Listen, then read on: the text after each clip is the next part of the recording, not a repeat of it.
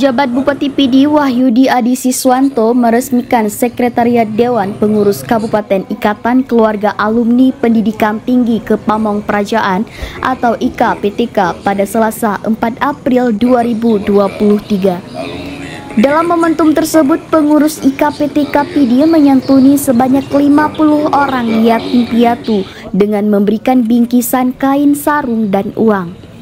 Penyerahan santunan juga dilakukan oleh penjabat Bupati PD Wahyudi Adi Siswanto, Sekda PD Idami, Ketua IKPTK Jufizra, dan sejumlah pengurus. Para yatim piatu juga diberikan takjil serta nasi untuk menu berbuka puasa saat kembali ke rumah masing-masing. Penjabat Bupati PD Wahyudi Adi Siswanto mengatakan, kegiatan sosial di bulan Ramadan berbagi dengan yatim piatu sangat mulia di sisi Allah Subhanahu wa Ta'ala. Ia berpesan para alumni IKPTK dapat berkontribusi dengan baik membantu pemerintah dalam menjalankan tugas mengabdi untuk bangsa dan negara. Keluarga ini diharapkan akan memberikan dampak-dampak kasih sayang kepada masyarakat, khususnya Kabupaten PD.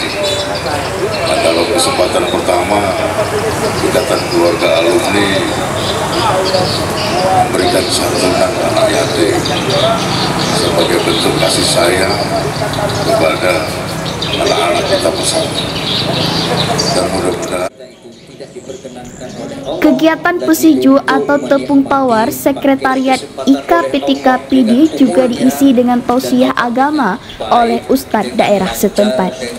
Momentum tersebut berlangsung menjelang waktu berbuka puasa di sekretariat tersebut. Dari Kabupaten PD, Rudi Loka melaporkan. Yang terhormat Bapak